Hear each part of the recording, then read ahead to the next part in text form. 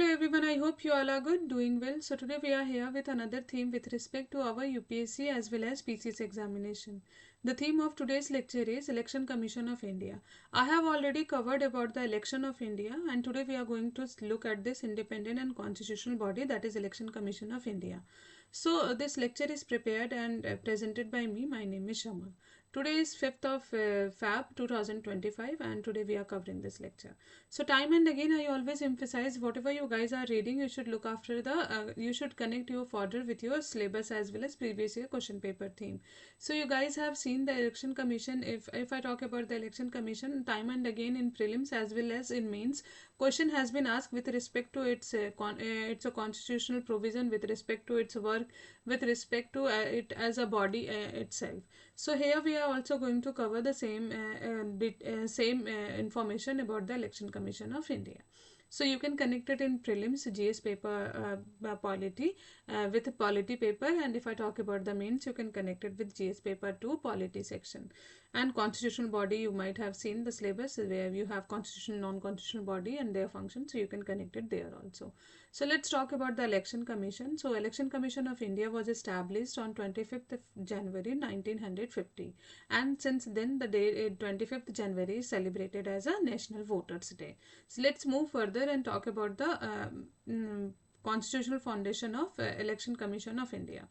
So if I have to speak about the Election Commission of India, that is ECI, it is a permanent as well as independent body. So ECI is a permanent independent body and established under the Article 324. If I have to explain the part under which Election Commission of India is described, that is part 15. So you guys have to remember this part as well as the article also. Let's move further and talk about the primary role of Election Commission. So Election Commission is responsible for conducting election to the Parliament, State Legislature, Office of President and Vice President of India. So here is the catch. You can see like it does not conduct election for the local government. So you have to look after, you have to remember that it is only the State Election Commission, which is also an independent body which conduct election for the Panchayati Raj institution and municipal bodies. So here we can see Election Commission conduct for the Parliament, State Legislature, President and Vice President of India. It does not oversees election for the urban local body as I have explained, and for the neither for the Panchayat.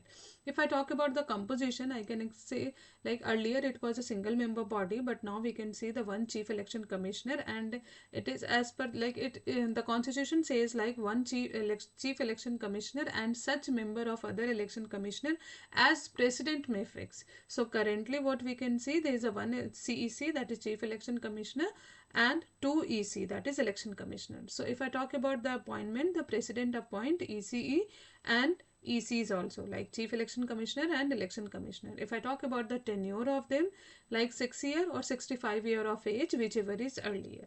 So here you have to keep all this keyword which I am explaining, be it the appointment, be it the it's a composition, because in previous examination time and again the question has been asked with respect to this. If I talk about the salary, status and perk, then they are giving same as the Supreme Court judge.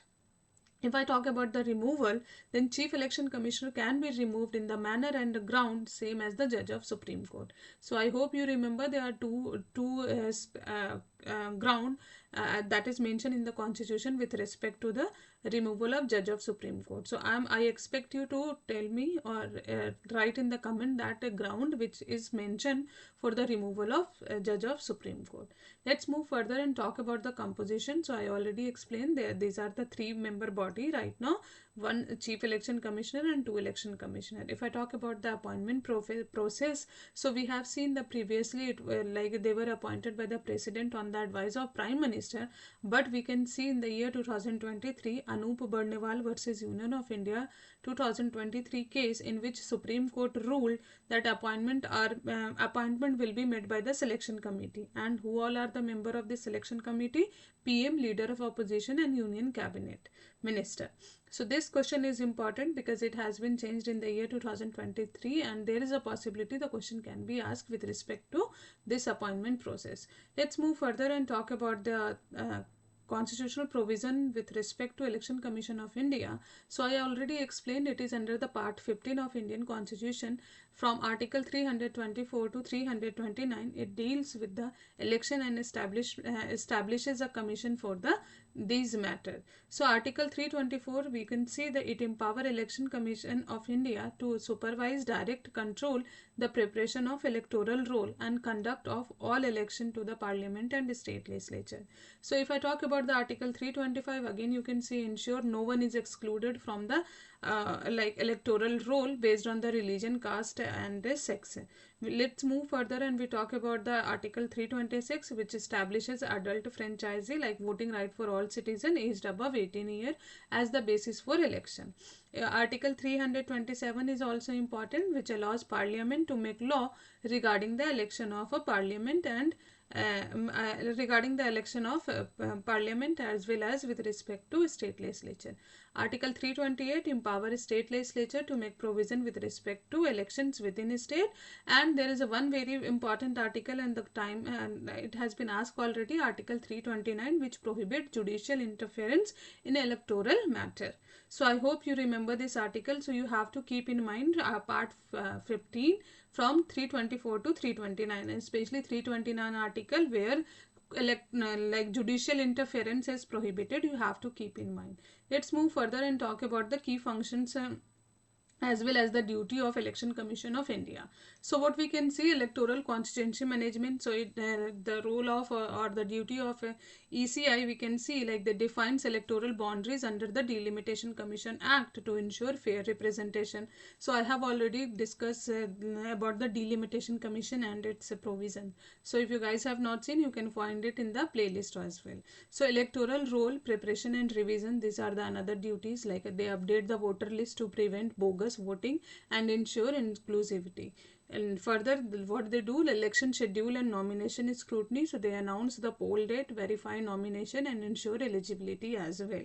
Political party recognition and symbolic allocation. So Election Commission of India, it's their function and duty as well to register party, assign election symbol and resolve disputes if any arises. Model code of conduct implementation. So ECI ensure ethical campaign and prevent government misuse. Let's move further and talk about the key achievement of Election Commission of India. So like we can see the successful election, India is one of the largest democracy, and we have seen election is one of the biggest festival of our country. So be it at a central level or state level, we have seen the election always been conducted successfully with the help of Election Commission of India. Electoral registration, that is achieved a milestone around more than 100 crore registered electors celebrating Indian democracy. If I talk about the improved gender ratio, so then we can see like if we look at the time of in 2024 election, we can see the voter improved 948 women per 1000 men, which in the year if we compare to the 2019, it was 928 per 1000 men in the year 2020 in the year 2019. So they also check on the criminalization of politics. So they introduce a lot of introduction of requirement to publish a detail of candidate with the pending criminal cases, and they have also initiated like we can see systematic voter education, electoral participation, and for the voter education they have initiated like Saksham app to facilitate voting by the person with disabilities. So let's move further and talk about the allegation of allegation of bias in Election Commission of India. So like we can see if I talk about the model code of conduct violation, so the central dominant party promoted tax exemption as an election incentive, so it violate the MCC. So tax exemption as a gift for Delhi during campaign, and this is something which has like we can see as a biasness in the working of ECI. Apart from that, politically influenced appointment. So since 2010, several bureaucrats with political link have been appointed as a election commissioner, and we can see the example of Arun Goyal. Abrupt resignation fueled the speculation for external pressure. So another biasness that has been put, that is manipulation of electoral process. Assam delimitation was alleged to have favored the ruling party by rewarding constituency boundaries strategically. So in the year 2024, Surat election saw as uncontested victory in a non-conflict zone, raising concern over the fair competition. We see like other area where we can see a kind of a biasness, lack of transparency. So election commission, when and held crucial voter turnout data and weakened disclosure rules, so affecting public trust. And another point we can see the biased electoral calendar. So the four-phase polling schedule in Odisha, while allegedly designed to align with the National Party campaign plans. Let's move further and talk about the Election Commission of India. Does the Election Commission of India maintained neutrality or not? So here what we can say, the constitutional autonomy and judicial oversight. So Election Commission of India operates under 324 with Supreme Court's check. So three-member decision making mechanism ensure the collective decision making, and it helps in reducing biasness as well. Voter awareness and electoral reform, like implement of SWIP, we have talked about this scheme, that is the scheme that is systematic voter education and electoral participation.